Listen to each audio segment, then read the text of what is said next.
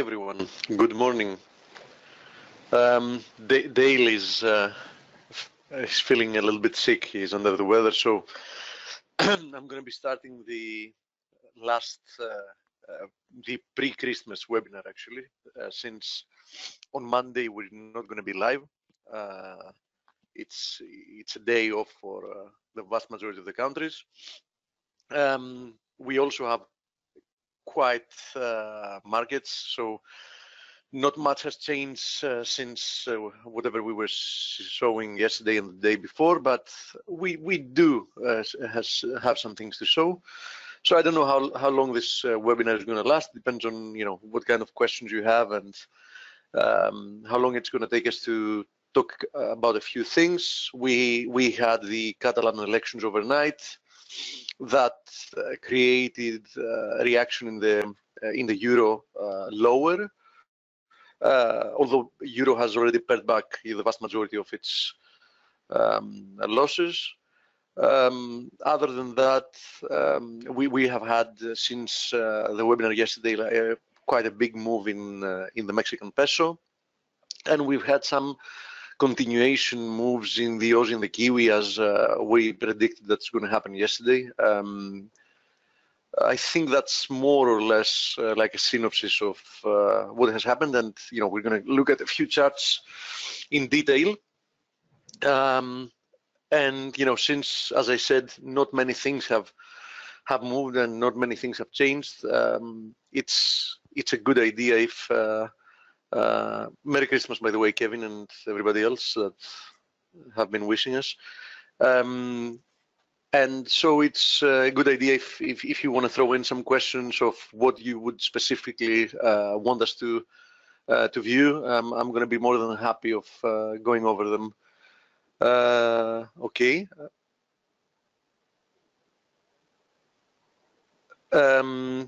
Said, actually, it depends on how he feels later. I'm gonna let you know. Okay. So I'm not sure yet about that. If your interview is still up, I know that he's currently not feeling so well. So I'm gonna let you know in a little while. Okay. And sorry for the inconvenience if it doesn't end up happening. I'm sure he's gonna reschedule obviously with you if it doesn't happen today. Okay. Okay, we already have a few questions. Let's go ahead and start with the euro. Okay, we've said many times the importance of this 118.50, 118.70 resistance area. We also have a descending channel and its trend line that passes just above that. It looked like we would break above it like a couple of days ago, but that didn't end up happening. We closed that day just at the top of the resistance zone. Yesterday, the euro barely moved. Today, as I said, it's moving a little bit lower. So obviously, as long as this area is holding, we still in the short term remain trapped between this resistance and 117, 117.10. Until we get a resolution from this range, there is more or less nothing much to do. But personally, even if we end up moving lower from here in this kind of fashion that I'm showing, I will still maintain a medium term bullish bias for the euro. So if we break higher from there, even directly, my point of view that euro USD is bound to move higher is going to be validated, but it's not going to be invalidated if we drop lower once again, because don't forget that this is a complex correction of a 9+ month move, 9.5 months move higher. Okay, so these are the two scenarios. Obviously, being long near resistance, doesn't make much sense. So you either wait for a move lower to go long, or you wait for a breakout above this range, or perhaps even a retest. Depends on how you like to play breakouts before you can actually get involved with that. So that's the outlook with the euro. Now, having to do with the cable has completely stalled. I mean, if I zoom out, you can see that the past 3 daily candles have been pin bars. In essence, the body of the last 3 daily candles is either extremely small or non-existent. Today, so far we have a doji. So as it seems, volatility in the pound has completely dried out already, and that doesn't change our outlook. This can potentially be a bull flag, so it doesn't look like today we're going to have anything happening here. Just saying so. Now, Aussie and Kiwi, as I mentioned, I said yesterday, before we got this strong candle higher, I said specifically to Dale that, speaking with Greg, actually, I mentioned to Dale that if there are 2 currency pairs that they have, the highest short-term conviction is the Aussie and the Kiwi, and I believe that they're going to make another move higher. The Aussie started moving like just after the webinar. The Kiwi is lagging a little bit behind, but also shows like it wants to do the next move higher. So, I maintain this outlook that both of them have probably more upside before potentially resuming to the downside. Because we came into this correction after a quite strong move lower.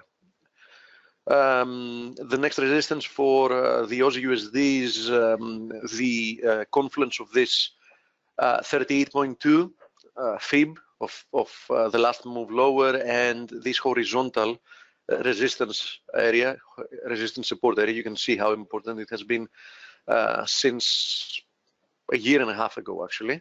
So as long as this area is holding, we can easily see a continuation lower. And obviously being long now, after we broke up above the triangle and approaching this area, probably, it's not the best idea. Having said that, I wouldn't find it impossible that even if we got a rejection out of that zone and came back to retest the 76.40 zone, then we might end up having one more leg higher before resuming the move to the downside. Okay, so it doesn't mean that an initial rejection from there is going to mean is going to signal the end of the rebound that we got from the 75 area. It just means that we might get some pullback and one more leg higher before resuming. Now, more or less the same applies having to do with targets with the Kiwi.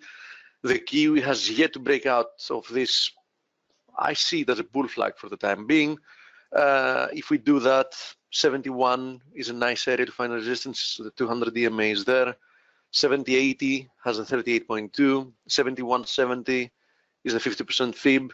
So, one of these areas can potentially reject either initially or completely, because predicting corrective patterns is extremely hard to do in advance. So you need to see price action evolve before you can say with more certainty, what kind of a correction you have in hands.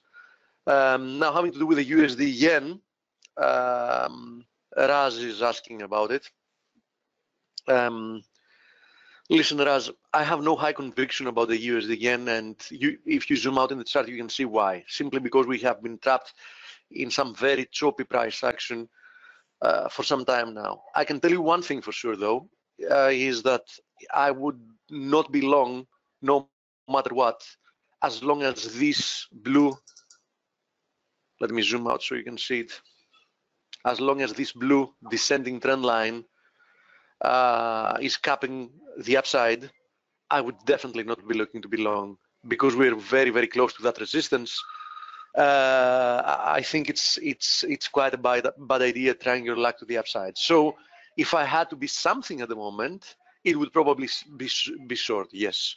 But since, as I said, the choppy price action is not something that in generally I'm looking to actively trade, I'm just staying away from it and monitoring it until we can get some kind of a resolution and some more clear technical patterns, so I can feel that the time has come to trade it again. The good thing about monitoring various patterns is various instruments is that you don't have to force yourself into trading things that don't look very clean or clear to you, and you can just focus on the things that you have higher conviction for.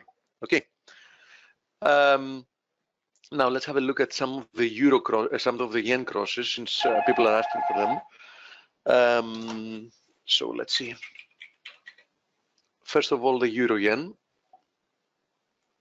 Hey, Steve, I'm here, by the way. Good morning, everybody. Welcome, Stelio. So, Stelio, we've had some euro weakness coming through the markets due to the Catalan elections, right? Yes, correct. There was the Catalan elections yesterday. Although the first party came out to be the Unionist party, the actual majority is still with the separatists. So they got what we call the absolute majority, right? Yes, yes. So I mean, I'm no Spanish politics expert, but that's the way it is at the moment. The market seems to be shrugging it off. I don't know if I've missed the first 7 or 8 minutes, so I don't know if you mentioned it, but I just mentioned the fact, but I gave no specific details because I knew that you would be with us within a few minutes. Yeah, I mean, slight euro weakness, nothing major. So at the moment, the market's probably saying, yeah, okay, now what? So that's what happened overnight. Otherwise, apart from that, obviously we're going to talk a bit about Bitcoin later. Yes, we're definitely going to talk about Bitcoin, because we've got some strong unraveling of the recent price action, and you know how it is. I think that if this weakness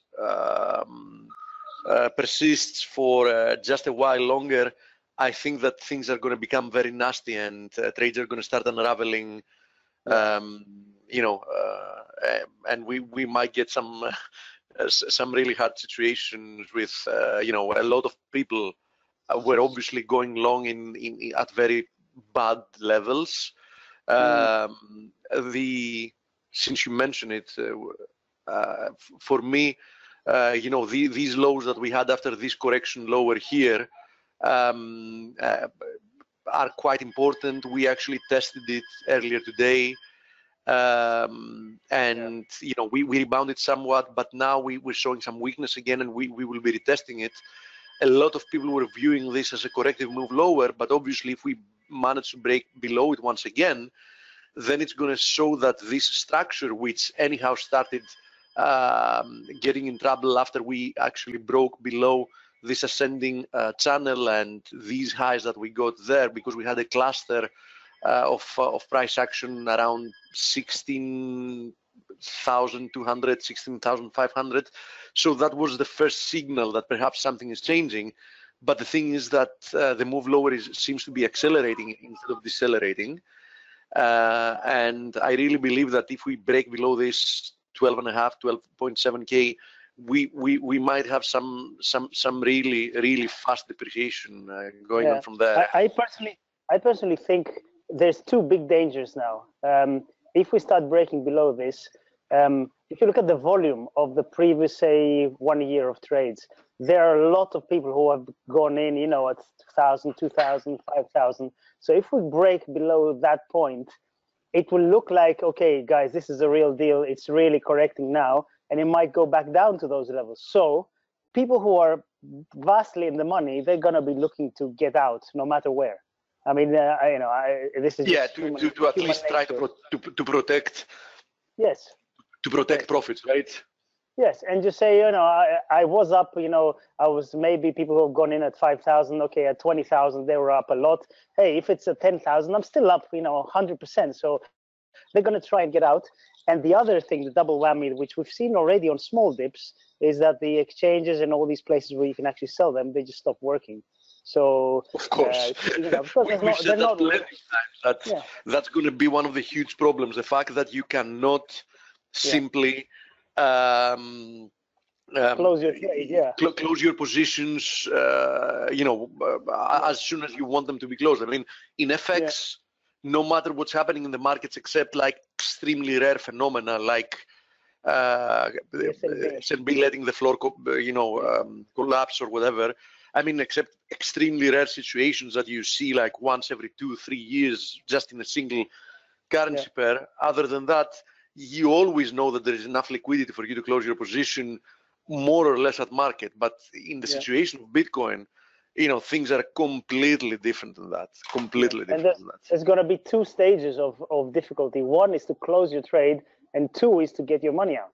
So, definitely. So it's going to be. I don't know what's going to happen. There could be a bounce here, and it could go back to buy the dip mode. One thing is for sure is this is a key level. I mean, for people that really believe in the in further upside, I really think that this is a key level to hold, because in all honesty, after this level, the next area I find like quite important is more or less down at 8,500 roughly.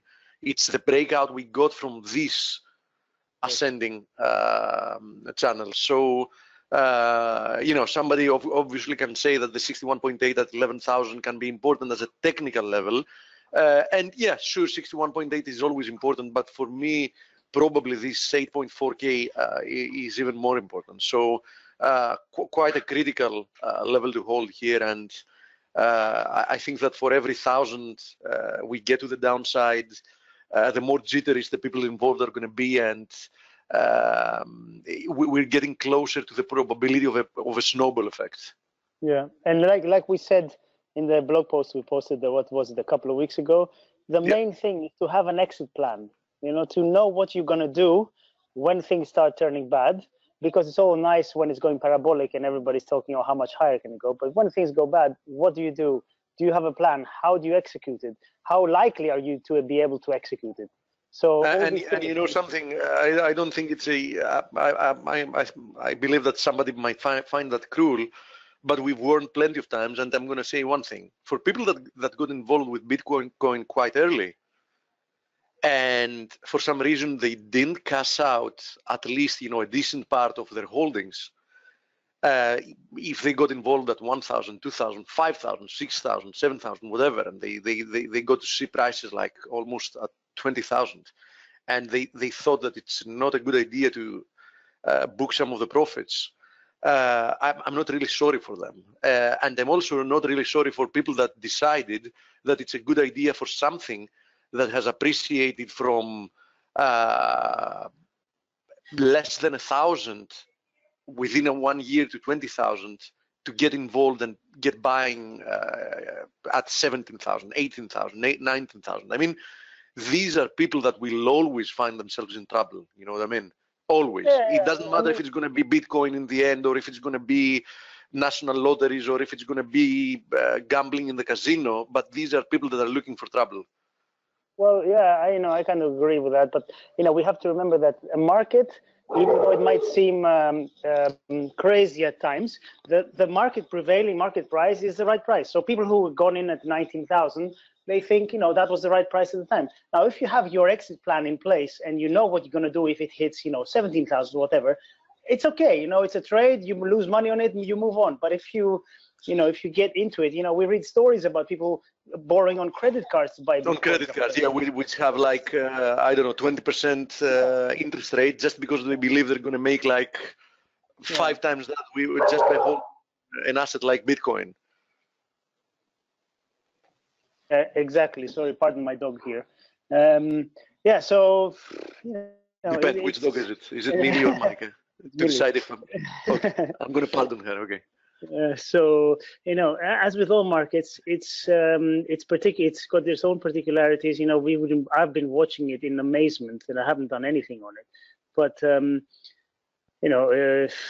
it's like we said before, with every trade, no matter if you're trading Bitcoin or gold or FX or whatever, you have to have. Blake keeps saying this. You have to know where you're wrong, and to be able to execute it. For me personally, if I can't be sure that I'll be able to execute my stop and all that, I just won't get in at all. Other people don't mind. Other people say, I'm going to gamble with it. Fine.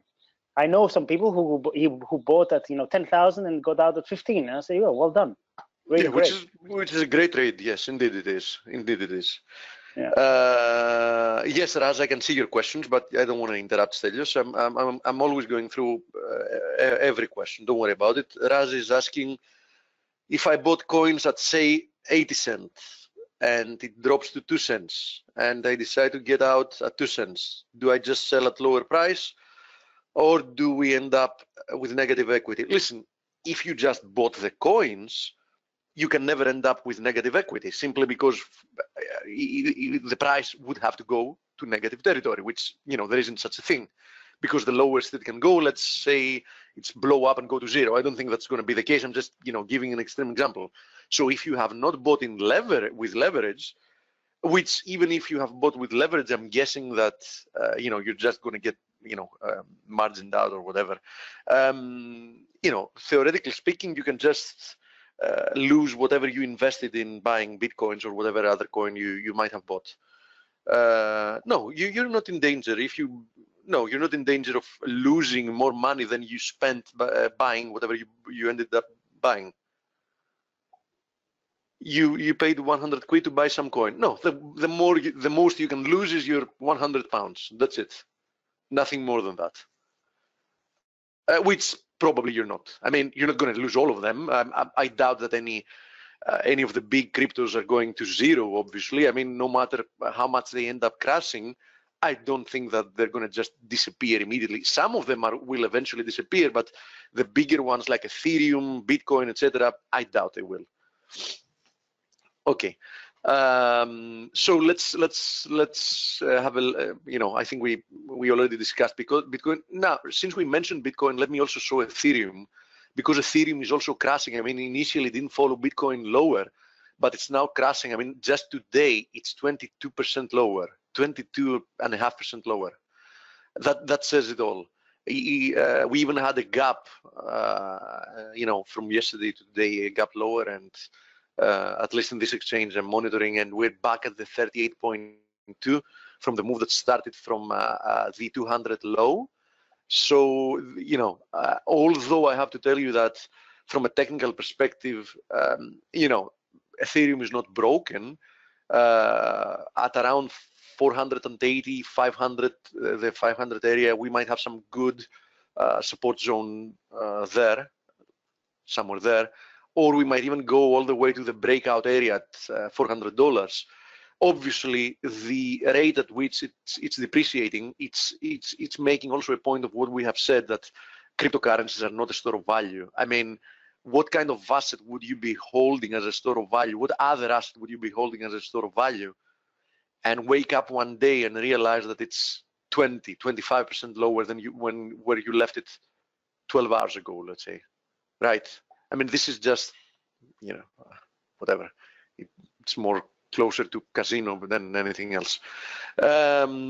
Regardless, though, I just gave you some levels of interest for Ethereum, and let's go back to our favorite FX. So we had a question about the euro yen. The euro yen looked like it was actually finally breaking out from the 3+ month range that we had. But we're now again right at, we slipped back below it earlier in the day. Now we're right on resistance once again. Obviously, also having the thin market conditions that we have just a few hours before the markets go offline until Tuesday. I think that trying to chase or treat this as a breakout opportunity and buying it, I think it's a bad idea. Let's wait for Tuesday and see how price action evolves from there. Let's get some liquidity. Ideally, let's wait for the second third of the month, of the new month, of the new year, of January of the new year. And if we actually see that it's breaking out, then you can go ahead and trade it as a breakout. Until then, during holiday days, probably just be more patient. I'm not Dale, Raz. I'm Steve. I just opened the webinar for Dale today. That's why you see Dale's name, because his account only can open the webinar. No, Dale, though, Dale doesn't have any cryptocurrencies, and I don't either. Actually, I think that besides Nick, nobody in ForexAnalytix owns any. if I'm not mistaken. Yeah. I'm not 100% sure about Grega, Stelio. He has never mentioned it, so but I can't be sure either. Yeah. But he's the kind of person who dabbles in whatever he thinks is a good trading opportunity. So he might do. He might. Yeah. It's too scary for me. Oh yeah, for sure. It's completely, opposed to how I view trading anyhow, personally. So I'm with you on that, 100% with you. Okay. By the way, let's make a brief mention to stock markets. Obviously, the SPX has done almost nothing yesterday, the day before yesterday, and it's about to open more or less flat today. Obviously, this kind of consolidation near the highs cannot be viewed in a bearish context, right? I mean, this can easily be one more bull flag in a steep uptrend. So if you're looking for signals here that this is the time of the year and the opportunity to go short, probably I'm going to disappoint you. I don't think it is. I think with those as well, we can easily see the slow grind higher to resume next week as well, between Christmas and New Year. And most likely than not, we're going to see some type of a pullback quite early in the new year. Now, what type of a pullback that's going to be, that's a different story. It might just be like a small correction lower, but I see quite unlikely that this is going to happen, within the next few days. So be patient with that.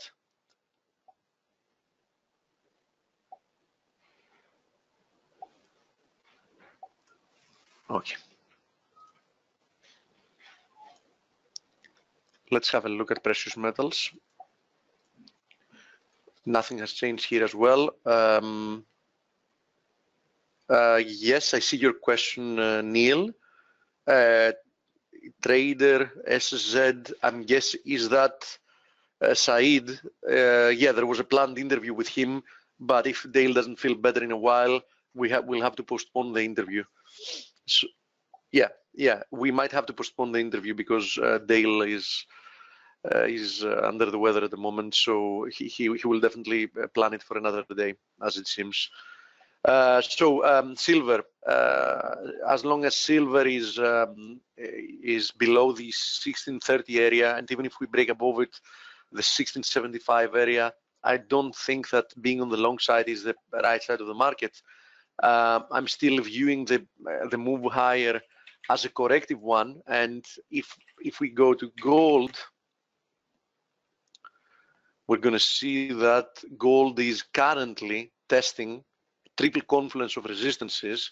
It's the 50% fib of the last leg lower, it's the 200 DMA, and it's also the broken triangle support that can easily act as a resistance. It's not going to be the first time we see that at current levels. So especially gold, in my opinion, is currently at a very critical level. If I see a reversal from here, I might even be interested in participating once again in being short. But that's an if. I mean, I first want to see a rejection, like a candle moving lower. Likely that's not going to happen today. It might happen on Tuesday, and then we can discuss further about it. One thing is for sure, we're currently at a confluence, a triple confluence of resistances.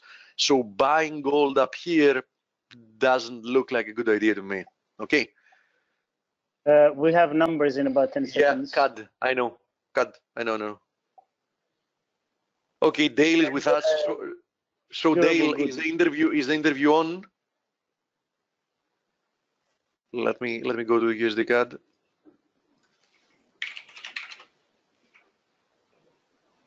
Weaker than expected, 0.0 versus 0.2 expected. Yes, and we're already seeing a reaction higher for USD CAD, as you see here. Yes, durable goods though in the US also weaker. Expected 0.5 came in minus 0.1. So both sides a bit weak. Yes, indeed. And as you see, we're already seeing a rebound in USD CAD from here. There it is. So a potential tweezer a potential tweezer bottom here, but obviously it's too early to say what's going to happen from here. Now, other than that, let's have a look at USD yen. USD yen is more or less flat, so no real reaction to the US data. Let me have a look at the Euro USD. Euro USD is pushing a little bit lower, which doesn't actually. Let me. Yeah, 3.4 expected 3.5, previous 3.3. Yeah, year on year. Okay, it wasn't like a big difference. Personal income slower as well. Personal spending higher than expected, though. More or less, you know, the data. Besides, I mean, the Canadian GDP, more or less, the rest of the data were, you know, give or take what was expected. A little bit lower, some a little bit higher, some, but you know, give or take what was expected. But we're definitely seeing a rebound here in the USD CAD, and the fact that we're seeing a rebound in the USD CAD once again leaves the pair trapped within the range. Anyhow, we had some distance from the range of support, and we've said plenty of times that until we see some kind of a resolution from this range, you know, you have two options: either wait for the breakout, the first one obviously, or trade the range, which means keep selling tests of 129, or keep buying tests of 126.50, 126.60. We're currently again in the middle of the range, so more or less there's nothing to do here, at least if you're not a very short-term trader, a scalper, and I'm not that kind of a trader, as everybody knows. For me, there's no trade here. Okay, let's have a look at the CAD yen though, because the CAD yen is one of the most interesting pairs. I mean, it's one of the few that has made a move recently, because it actually finally broke out of this descending channel, and today it's getting rejected from the 38.2 once again. But to be honest, I would be most likely looking for a potential rebound after a retest of the broken channel's resistance. This time it might be tested as support, and a rebound from there. So I have to tell you that the CAD yen is definitely in my radar, and if I see it behave in a proper manner, I'm going to be looking to buy a rebound from there. No trade here though at the moment, right? Because we did break out, but the 38.2, as I said, once again acted as resistance. So I'm hesitant to be buying at this moment. I also wouldn't want to be selling because, as I said, a retest of the channel might provide a rebound and a continuation higher. So I'm probably looking to do the latter, which means probably not going to happen today, perhaps next week. Dale, oh, you came in as a guest, right? Let me find you and give you, let me make you a panelist. There you go. Hey, Dale. Okay. Hi, how are you, Steve? Good. I explained to everybody that you were feeling a little bit under the weather today. I just couldn't get to sleep. You know, I have this dental pain, and when I finally got to sleep, it was like, I don't know, midnight, and my alarm goes off at 3:30, and I didn't even hear it. But here I am, because the show must go on. Indeed. So,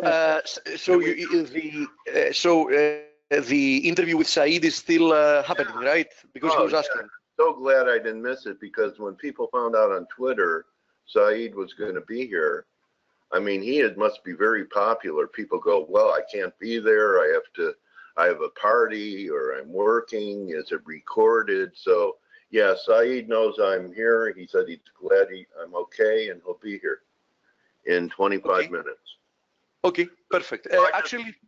Actually, I can tell you that if you want, you can even start sooner. I want to address some of the questions that we have, but we might finish earlier because, as you see, which isn't a surprise, the markets have completely died down the past few days. So, Yeah. you know, from day to day.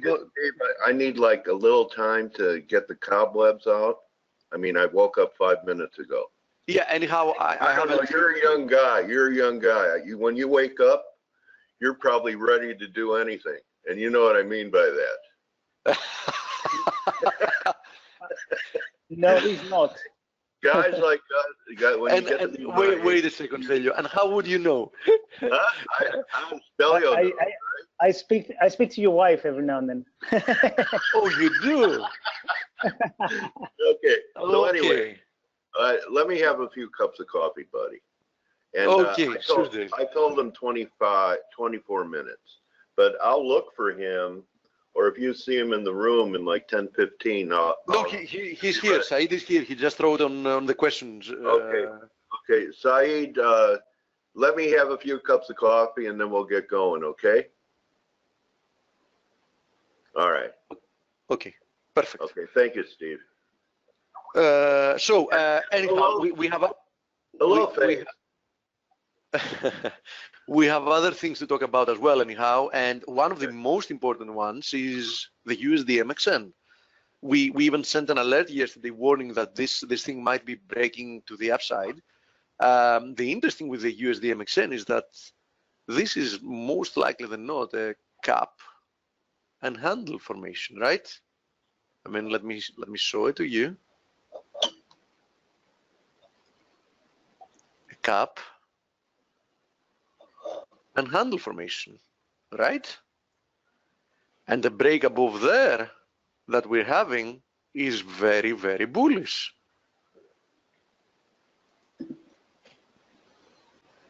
Holy tequila. Indeed. Holy tequila, indeed. Okay, so I have to say that this is one of the few things that not only have moved somewhat, but they have already registered a decisive technical move. So as long as we remain above this, let's call it roughly 1925 area, I really think that you should not be short, right? So any move to retest that area, let's say we find some resistance at the 50% fib, might be a good buying opportunity for a continuation higher. So the USD MXN is definitely, if you see the RSI after a period of grinding lower, also broke out from its equivalent trend line. So I really believe that USD MXN is definitely should be in your radar. Let me see. Zach is saying, Steve, you mentioned on the cut might only be next week. Webinars next week, I suppose, aren't going to be. No, of course we're having webinars, Zach, next week. Not on Monday, obviously, right? So Tuesday, Wednesday, Thursday, Friday, we do have webinars. And then again, we don't have a webinar on Monday, the first of the year, obviously. And we're starting Tuesdays again. So we're going to be here every single day besides the 2 Mondays. Okay. Let me see. We had more questions. Yeah, thank you for attending, mate. Back to CAD, it just filled the gap from yesterday at 127.95. Tom says. Okay, so let me go back to the USD CAD. We also had a question about CAD MXN. I haven't checked that out. That's a NAFTA trade. CAD MXN. Oh God. NAFTA trade. Oh yeah, you're absolutely right. And as you see, I haven't checked that out in a long period of time. I mean, last time I must have checked it must have been somewhere there. So like 6 months ago. Let's do some fast analysis on it. Okay, obviously the 61.8 held the move to the downside. Let me zoom out so you can see it more clearly. Okay, so the 61.8 of this move higher held price action, and we seem to have rebounded from there. Now let's see how much we rebounded from there. That was the low. Let's change the format to the second one. Here it is. Let's also put this at the high, which was there. So we are approaching the 61.8 once again here. Let's see now what kind of a structure we had moving higher. Is this potentially, even if it was a channel, then we violated it again to the upside, so not very clean. I can tell you though that this is an important area of support. Whoop, wrong tool. That's what I was looking for. So this is an important area of support resistance, definitely.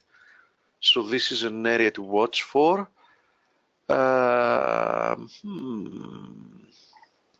Can't say I see. So this is not something really significant. I think that we might go all the way up and retest the 61.8.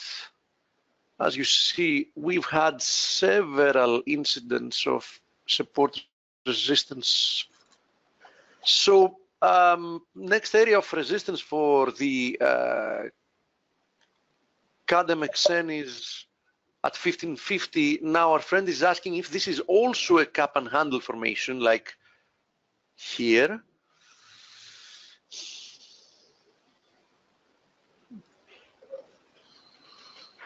Yes, I guess this can also be viewed as one. This can also be viewed as one. There it is. Yeah, sure, it can. Sure, it can. In which case, as you see, let me erase drawings. In this case, as you see, let's see, 1520, quite important as an area of support, but I would be also watching this trend line.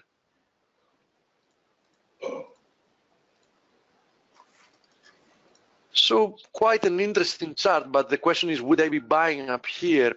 Perhaps if we retest this and we saw, I have to tell you that the USD MXN looks more appealing to me as a chart.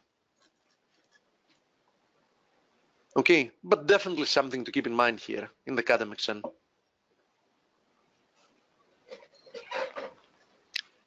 Somebody is mentioning the RSI divergence, and that's correct as well.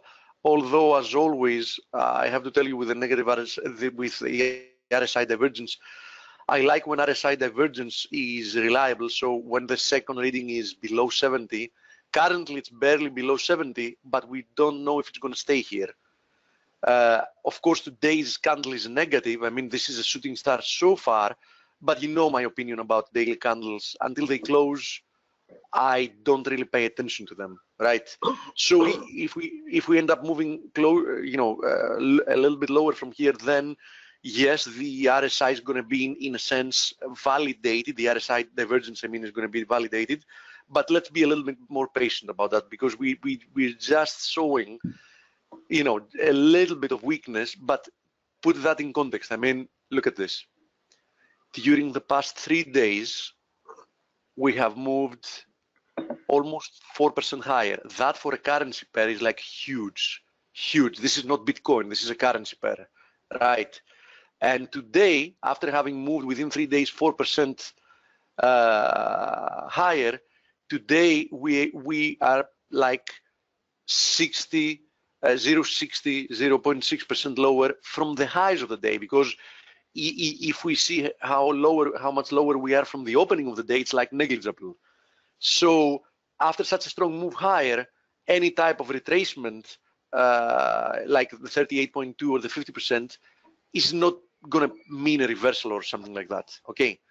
in most cases than not, when you're seeing like big bullish or big bearish days like the one we got yesterday, actually these are not indications that you should be looking for a reversal, but more or less indications that you should be looking for a resumption of the move higher, perhaps after some short-term retracement. So I would be looking for 1520 as potential support, 1507 also, and then I would be looking for this trend line to perhaps provide support, so it might move lower towards there, and chances are that it's going to resume from somewhere there to the upside. Okay. 30-minute chart on CAD. Okay. Oh my God, I haven't seen a 30-minute chart in like years, but sure, let's have a look. Let's have a look at it. 30-minute chart.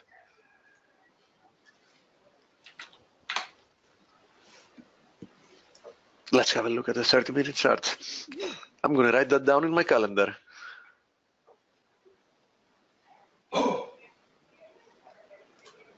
Okay, what about it?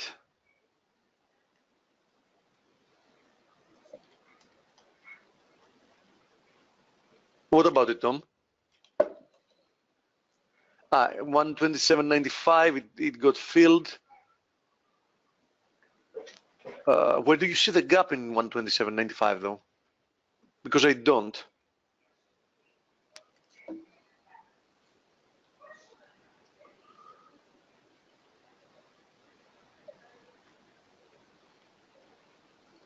Regardless, let's see how this acts from here, because even if you see at the daily chart, this is an area that we retested of soft support resistance. I think Rega expected that one more down, but still was constructive. I definitely, if I had to choose, I remain constructive as long as the range is holding, simply because we came into the range from a move to the upside, right? They're chopping everyone up in this range. For sure. That's why I don't like to trade ranges at all. USD NOK, by the way, we have a question about it. Let's have a look at it. The USD NOK is trying to play ball once again. It got rejected from just above 840. The price action to the upside looks more to me like ascending wedge. There we go.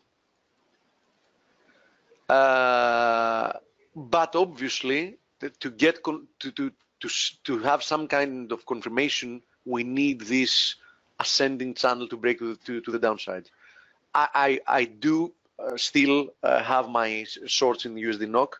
That's actually the only trade I have in place having to do with FX, because I also have one more position, and that's short DAX. Okay. So nothing has changed with my positions. I've only kept these two. I've booked everything else, as I was always saying in the webinar here. Okay, so I think that covers the vast majority of the questions. Let me see if I have anything else.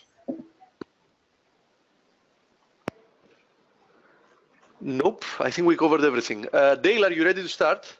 Give me 1 minute and make Saeed the presenter, and I'll do it. Sure. I'll conduct it as a panelist. Let me find Saeed. Let me find Saeed. There he is.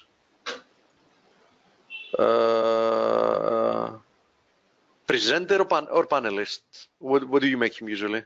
Presenter? Make him the presenter. Okay. Done. Here he is. Hey, Saeed.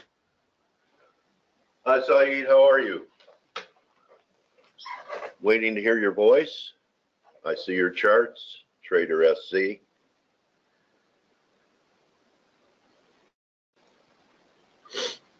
He's muted. Saeed, you need to unmute yourself. You're not muted from our side. You just need. Yep, I think Hello. you just did it. Hey. Can you hear me now? Yes, we can hear you. Welcome, Saeed. How are you? I'm not too bad, thanks. How are you? I'm so glad that I woke up in time to interview you, because the response on Twitter to you doing an interview here was outstanding. People saying, boy, I can't be there. I hope it's recorded so I could hear it later. So it's really special to wrap up the Christmas week with you.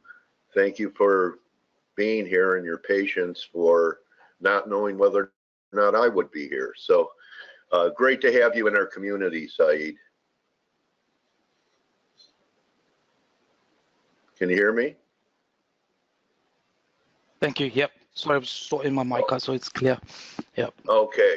All right. So Saeed, we know that you're an accomplished trader. I caught that from all the people. You know, someone even said you're a legend, and I can relate, because I used to be a legend in my own mind. So when other people say it, it means something. So why don't you tell us a little bit about how you got started, point A, a little bit about your journey, how you got involved in trading in the business, and if you had any mentors or books, or what influenced you early on to get to where you are now.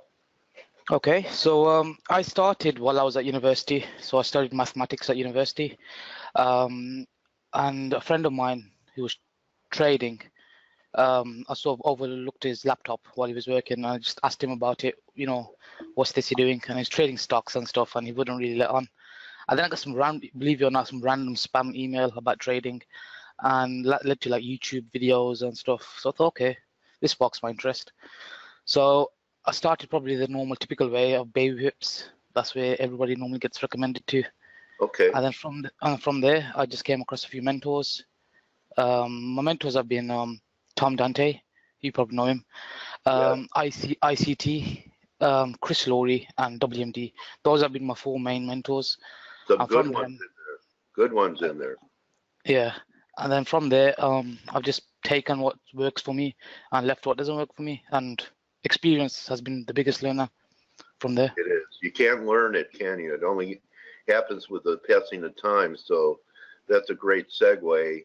I ask people this, how many years did it take you to make a breakthrough to where you became consistent and really did have the ability to make money as a trader, instead of, you know, up 20%, down 20%, you know, just trying to hold your own, to being consistently and being able to make a living trading? How many years did it take you?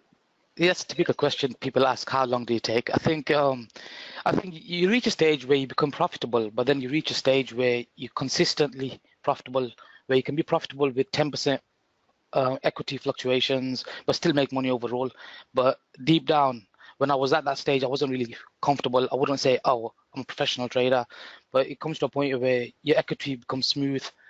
And that probably took me about 1.5 years, I'd say. Well, that's shorter than most answers. So, you know, the average answer I get is about 4 years, almost like getting a university degree. No, I think with me, it was I'm a bit of it was obsession for me. So I probably spent about 20 hours a day working. So compared to normal people spending 3-4 hours a day, I just fast tracked it like that. Okay, so I could see, besides having some lines, I'm not sure what the lines represent. Oh, these are just random charts I've got up. Yeah. Is there anything particular you'd like me to go through, or you got questions about? You know, I was interested in, you know, first of all, I could tell you trade pretty naked. It looks like maybe you have some pivots there right now, and you use no indicators, so you trade naked. I hope you keep the blinds closed. These are just charts to show you guys. Really a lot of indicators. Trader. So tell us what the main things are that you look for in trades, and then we'll go over a few instruments. Technically, what's most important to you as a trader? All right. So for me, right, I always start off with the bigger picture. What is going on? The bigger picture. Monthly charts? I actually start off with the yearly. Even if I'm scalping or day trading, I start off with the yearly. Okay. So each bar shows a yearly, and I'll just see where are we within the yearly candle. Where are we within that part of the year, the quarterly, the 6 month, the monthly. I always start off with those charts. So if we're above the yearly candle for the year, we're bullish. Then I'll break it down into something like the 6 month. And my trading view is frozen right now. Okay, so that yearly candle you have in euro, we're trading above that blue line, so it's still bullish. If you go back to that chart, where would and I saw that bullish target, if it remains 127 was possible, 27 and a half. Yeah. Where's that blue line, I assume, which is a high of the previous month's candle, we start trading there. This is last year's high. Last year's high, Yeah. which is what, 115.16? 1.1616. Yeah, what 1.16? Okay, so if euro started trading back under that level, would that negate the bullish case? So when we're dealing with a 12-month chart, I'll give you a bit of time. So yeah, if we were to say close below this, right, then that would be like a warning sign for me, like start considering a reversal. So that's when I start going lower down to just get a zoomed in picture. So I'll go to a 6 month then. And how does the 6 month look like? So I know it's the end of the year, so it's kind of difficult to tell, because towards the end of a candle, we always get that wick, don't we? So I'm seeing all these as pullbacks. So I'll just zoom into the 3 month. Now the 3 month, you can tell it's just retested previous year's high. So at one point this was full on bearish, and a lot of people were calling trend reversals. But then if you go to like the monthly, then after that, you can see what's happened. So we've broken out of last year's high, pushed rip up, and it's coming down. Everybody's calling it bearish, but keep in mind where we are in the bigger picture of things. And you can see the difference between a retracement candles and the impulse move, or the flow we're in, the higher time frame flow. So look at the bodies of these 2 candles or 3 candles, small, small, small, typical behavior of retracements or corrections. But then look at this, as soon as it hits the support level, boom, big explosive monthly candle. So that is alone is a bullish sign for me alone. So that's a pearl. Okay, so you're not you know a little bit about Elliott, because I heard you say, did you use the word impulsive or corrective? I don't know, but I've never studied Elliott theory, but these are just vocab in my dictionary anyway. Okay, all right. So the bigger the body, the more important, significant the candle is. Yeah, I mean, I look at the bodies in the sense, for example, here, right? Let's look at this. I ignore the wicks and look at the bodies. Look at how small these bodies are. Small, small, small, small. Now, consolidations lead to expansions. Now, if these are small body candles going into a resistance level, and say you were bearish at the time, you can plan for a big position play, because it's not going to last like this forever. So that's how I start using it. And then I start using the monthly opens, the quarterly opens, the yearly opens, just to get my bull bear line. So for example, when this candle was starting, I went long here actually, and I think I've posted this on Twitter anyway. When we were below the monthly open, right, and I was expecting bullish price action. The way I look at it is, anything below the monthly open, I'm assuming that's going to be the wick of the candle. So I project, or I think about how I'm expecting the month to end. And then when price lines up with a lower time frame, and I'm in at the wick of the candle, this allows me to position for a swing trade. So I'm expecting huge expansion. And normally, once we get above the open of the candle, that's when we get the expansion phase of the candle. And then I keep in mind, what time of month are we in? So usually the first week of the month, we're bound to get consolidation moves because it's NFP week. Then once we've passed that, then most likely we're going to be in the body of the candle, the body phase of the candle. And that's when I start expecting trend moves to happen. Whereas before that, I'm expecting range moves. That's interesting too. So do you think the NFP plays a role in it, in currency trading, that people don't want to make big commitments in front of the NFP, so the week after decisions are made and the market begins to expand? The way I look at it, I mean, I think there's a lot of hype over NFP as well. I mean, when I first started to learn to trade, NFP moves used to be huge. And then past year or two, NFP just whipsaws back and forward and then just drifts normal. So I think the behavior's changed on that as well. It's losing its impact. Yeah. So, I mean, I don't really pay too much attention to it. The reason why I just wait for NFP to finish is just get the chop out the way with. Once the chop is out the way, then I can position myself. So if I'm just used to MT4, so I'm going to show you an example of a trade I've taken previously, and then we can just build on that. So if I do this, so this was the whole month of November. This so at this point, everybody's calling a head and shoulders play, right? Everybody's calling it head and shoulders play. Yeah. Now, keep in mind what I've just said. This is what the previous year's high. So I think sometimes people get caught up in what's happening right now, but they've forgotten what is the key higher time frame plays happening. This is why I'm always focusing on what the quarterly is saying, what is the 6 month saying, because the higher the time frame, that takes more priority for me over the lower time frame. And don't get me wrong. So after the breakdown, the level that it went to was more significant than what people were seeing as a head and shoulders, because it went to one of your quarterly or yearly pivots, right? So yeah, exactly. So that alone isn't enough for me. Price has to actually prove to me, okay, they're gonna hold that level. So what I do is I always break down price into ranges, because whatever time frame you're on, you're always in some sort of range, whether that's a yearly range, a 5-minute range, a monthly range. There's always some sort of range you're playing. So this was the range we were in right at the time, from this low to this high. Now, as soon as this broke, this is a breakout of a typical head and shoulders. So I wait. So if I'm bullish this market, right, I'm not going to take the short, but I'm going to wait for market to prove to me by moving above the range. Now, once it's moved above the range, then I take action. But to be more aggressive, is another range happening as well on a lower time frame. These are this low to this high. So then I'm going to get rid of this yearly line. We're right at last year's high. Look at this. Right. And now focus on the bodies of the candles. Okay. Again, I see price action as fractal. So if it's happened before, I look at the same patterns to unfold again. So if we look, we've got small bodied candles, then a breakout here. So imagine how this candle's looking at the time, full on bearish. So I always wait for the daily closes. As soon as it gets back above that, that is a warning sign for me that we're coming off a key yearly level. We've taken out some key stops. I know that a lot of people are short this. I'm not a contrarian trader, but if it's loads of people are saying one way, but my analysis is telling me the other way, I sort of use that in my favor, because the herd is most wrong. Did it make any difference to you? Because it was something that made me leery of it, that when you have a breakdown, if the market gives you too much time and too many opportunities to react to that breakdown, that it's just a trap. That, I mean, it shouldn't give you, if a breakout's real, it shouldn't give you 10 trading days to make up your mind whether or not to take the trade at the breakdown.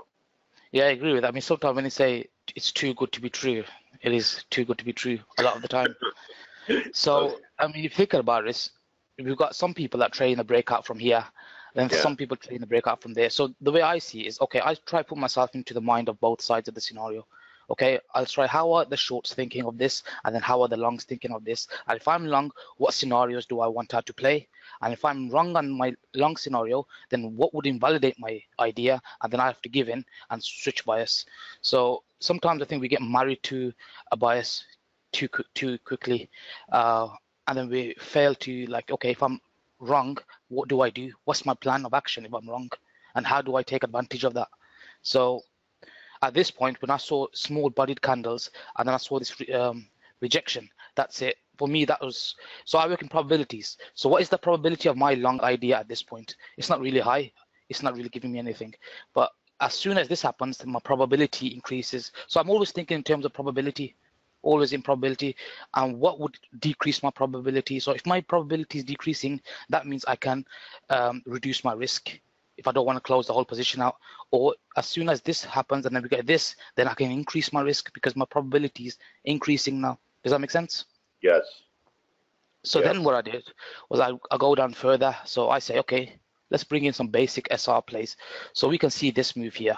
So we can see a stop rate of these lows here, this low there, and this low there, and then we see a push up. Now, I use order blocks as ICT teaches, or a lot of people call it supply and demand. Now, I'm not going to get into a debate of which one's which, but this is what I do. So I look for the down moves that led to the move up.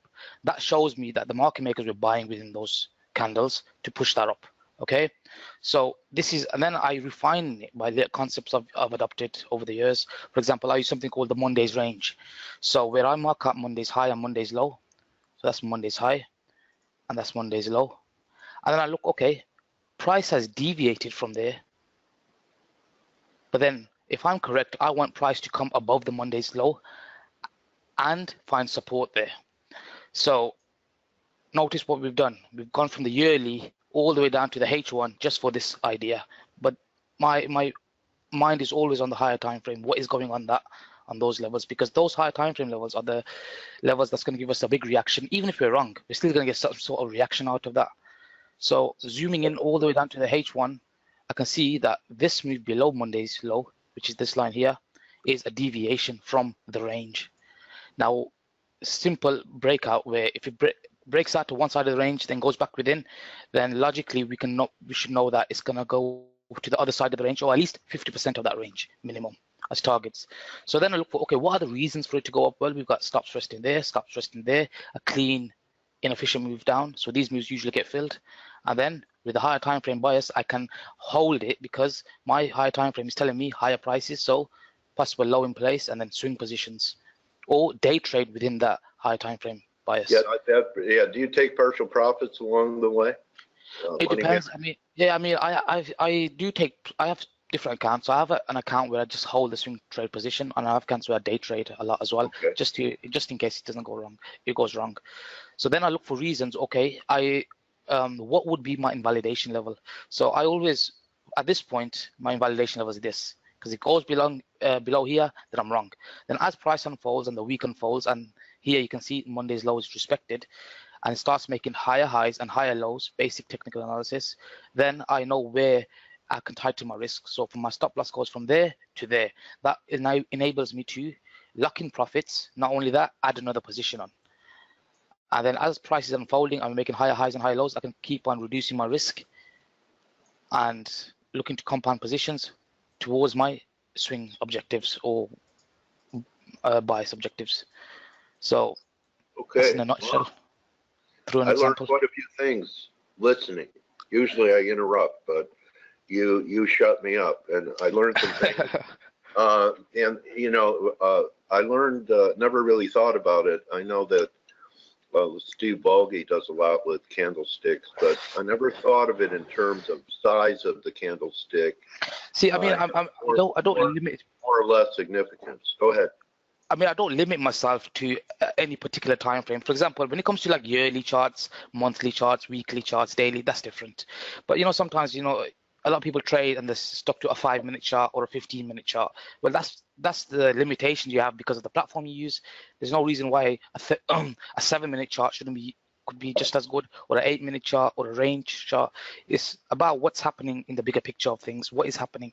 So, I mean, if I was to ask you, right, you take this piece of price action, tell me what's happening. You know, you should be able to have a storyline behind it. Well, they pushed the market up, took out one side of the range. So that, what does that tell you? The shorts, I mean, the longs are trapped now, and so if they're trapped, then where would their stops be resting?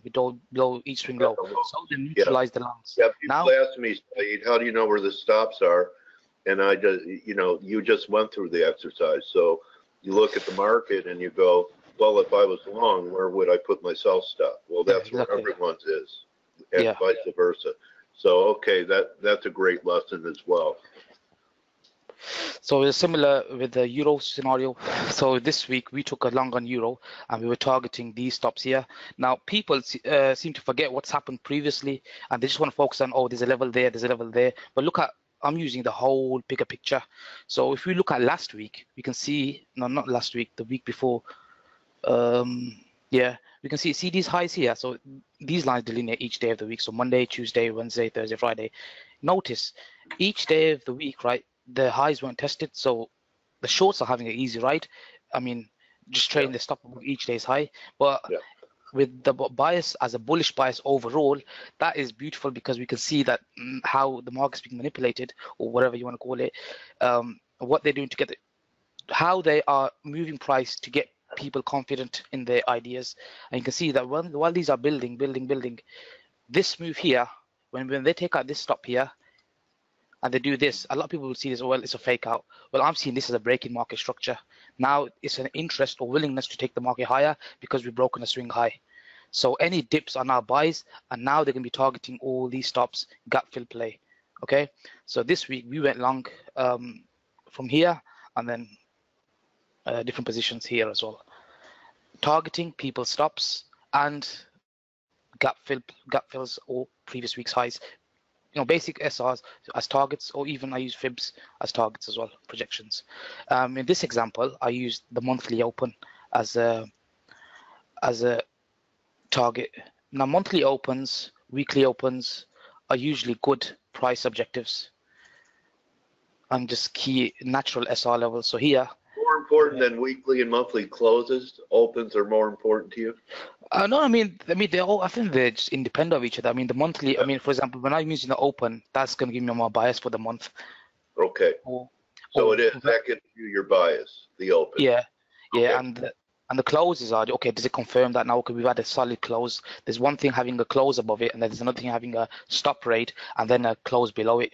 So if close below it, that would switch. Okay, it could be bearish now. If it's a close above it, okay, there's a willingness to continue driving prices higher and staying above it. So it's all about bringing it into context of the bigger picture for me. And this is why, I mean, I don't really trade classical chart patterns a lot. I'll trade them if they're in sync with my overall storyline behind the market.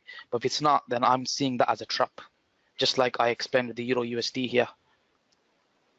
So in this scenario, I'm seeing this as a valid inverse head and shoulders because it's in sync with my higher time frame premise. Low, lower low, higher low. Right, got it.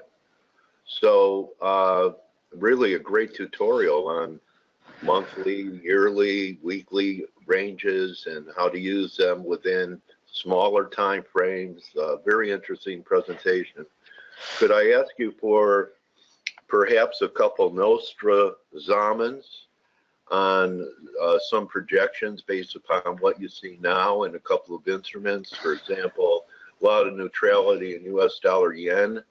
Do you have any views going forward into 2018 on US dollar yen? Yep, I'm bearish, full on bearish dollar yen. Now I'm gonna do what I do normally, so with my group. So I'll go to dollar yen chart. So and then it'll give you a better understanding of how I'm going about things. Now dollar yen right now is a bit.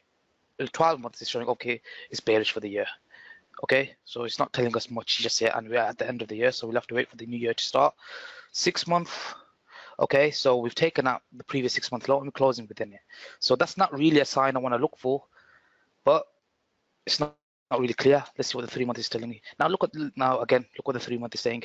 Look at the bodies of this small body, small body, small body compared to these larger ranges. So you know there's something big about to happen. Now if I go down to the monthly, and now I can go back to my MT4. Where's my dollar yen? Okay, so this is the range I've been using for the past couple of, well, since months. Yeah, this low, this to this high. Now, why am I using this range? Why not this range or that range? Well, we've got this low and this high. It's come down, so it's within this leg of the move. Then it's pushed up again. But look, it pushed up, took out the stops there, but then closed back within it. So it's showing me this level is more important than that level there. Again, let's go down. It's taken out this level, but then rejected. So it shows me that this level is key, not this one there. Again, push back up. Not interested in that one, but here. So you know we're still within the range. So we need a clear breakout either way. Then I draw out 50% of the range. Okay, so this is 50% of the range. And you can see how pivotal that is. Now, there's many ways of playing this. You can be an aggressive trader and start, having a few attempts with small risk, or you wait for confirmations. So the way I'm seeing it is, ideally, I would like dollar yen to stay below this high here. Why? Using the same logic, where it took out the stops from one side of the range, we're expecting it to go to the other side of the range. Here, we've taken the stops out, so we're expecting this side of the range to be taken now. And with a bigger overall picture of me being bearish dollar, it lines up with my projection for a lower dollar yen. And I think, well, in the short term, I mean, here, I know it's 500 pips, but while we're within the range, I'm just expecting it to come back to the 108, back down to 50%, and then 108 10s, 108 20s. That's what I'm expecting early next year. Interesting. And you know, you're bullish euro, you're bearish the dollar. Could we see your range on the Dixie? Yeah. Let me bring up my Dixie chart. Maybe wrap it with cable. Okay, USD. Dixie. Do you trade it? If you don't trade it, we could go to another one. I don't trade it, but I use it for what am I expecting for the majors. So if the dollar's going one way, then I'm expecting the majors to go the other against the dollar. Right. So if you look here, right, on a 12-month chart for the dollar index, I spoke about shorting dollar index when it was down here. What an ugly year, huh? Look at that candle. Yeah. Ugly. It's 8 months down, I believe, out of 12. It's been really down. So if you look, typical pattern here. So if you look at a 3-month, if you look at here, we had this consolidation here. Actually, this consolidation here for ages. We broke out to one side again, came down. Now look, the down move here that led to the move up. If this was bullish, right, then this should have held, but it didn't. Where they were buying previously here, now I'm seeing that as resistance. Now basic support becomes resistance, and I am heavily bearish the dollar index, at least till this level here. What's that, 88.5? 88.70s, yeah. Call it 89. Okay. That's around 218 back. You don't use fibs, do you? I you use don't fibs. need them. You do? But Okay. I only use fibs for mainly to draw 50% of a range and for fib extensions for profit taking. Now the same concept I just used for dollar yen. Look at the same. We've got that range and that range here. You can see the importance of that. Now, if the bulls were going to take this market up, why have they gone back below the range? And now they're finding resistance at that same range high again. So you can see where I'm wrong is if it goes above this high here. But as long as it stays below this, we are bearish, and I'm expecting much lower prices. Okay. All right. Anything? So cable follows with your weaker dollar scenario? Yeah. So with the cable, I'm going to have to look at the Euro GBP. Now, if I'm bearish dollar, but the Euro GBP is pointing bullish, then I'm going to be forced to take the Euro instead of the cable. It makes more sense. Yes. Okay. I agree. I teach that. Okay. Yeah. So I mean, but it doesn't mean cable can't go up as well. I am bullish cable, bigger picture. But why be long the relative weakness is what you're saying. Yeah, exactly. It just doesn't make sense. All right. Okay. Well, I am bullish cable. We can see we're above the quarterly open. We're in a range right now. We're below the monthly open. So I think next year, if you look at the weekly, just by looking at the weekly, you can tell low, high, higher low, higher highs, higher lows and higher highs in the weekly. And I'm seeing much higher prices than cable. I believe we can take out that high and then probably come to pre-Brexit levels or around 1.4, I reckon. Okay, I'm going to be greedy and ask you for one more. So that those were like the Europeans and the yen. How about a commodity currency that you're active in, either Aussie or Canada? Okay, Aussie. So again, I'll look at Aussie New Zealand, and we've been heavily bullish Aussie New Zealand and Aussie dollar. So if you look at this is acting as my pivot here, resistance. Now if you look carefully, Aussie New Zealand's come down. It's taken out these lows. It's rejected. So same concept again. Expecting higher, so it means I'm expecting higher Aussie prices. Now I think Kiwi's going to rip as well. I just think Aussie's going to be a bigger play. Aussie dollar is I want to show you one thing on the Aussie dollar, which probably will clear a lot of things up, because people keep asking me about what's your Aussie dollar. Now this chart really clears things up for the Aussie. If you look on the quarterly chart, look how long we've been in this range for. Yeah. Now this is the first time we've broken out of it. All I'm seeing this is, so if you look on the monthly, probably clearer. Yeah, this is much better. Massive consolidation here. Now consolidation leads to expansion. So this is the first sign for me that the interest for taking the market higher is here. All this I'm seeing as a pullback. We've just retested the down candles that led to move up, and now look. Now let's pay attention. The corrective move here, and if this was bearish, right, this should have gone down, taken out these lows. But look, we've taken out previous month's low.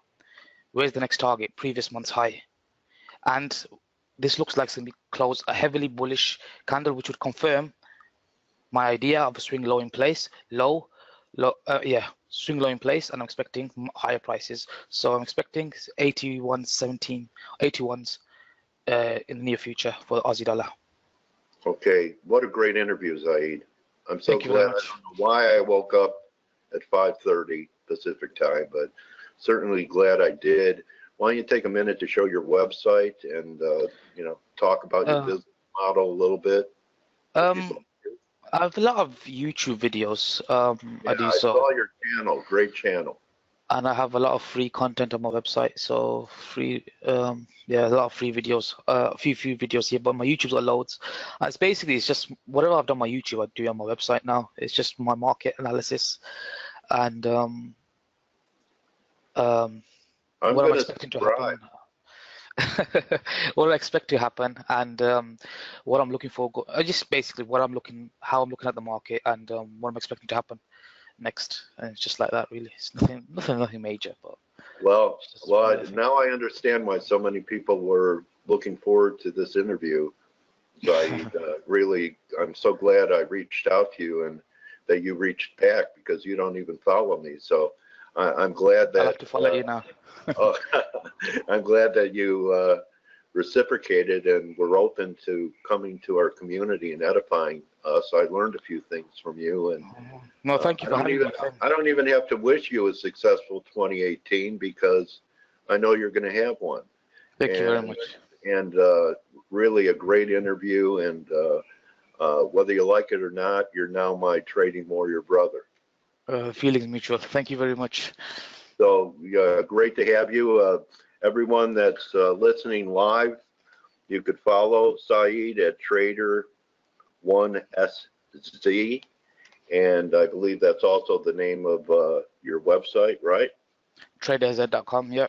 Okay, so I want to wish you a happy holiday season, a happy new year, and not just in financial terms, in all ways, because, money comes and goes, time is gone forever, and really glad that I met you and I learned from you, and it was a great interview and great way for us to wrap up a Christmas week. So thank you for your time today, Zaid.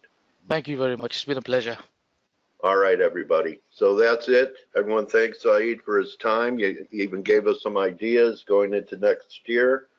And with that being said, I want to wish everyone here Merry Christmas. Enjoy your long weekend, and I hope you and your families have a great Christmas day, and we'll be back Tuesday. For me, my Christmas started in April, joining the ForexAnalytix team. That was my Christmas present, being part of a great team and being able to bring in excellent, well-qualified traders to address and edify our community.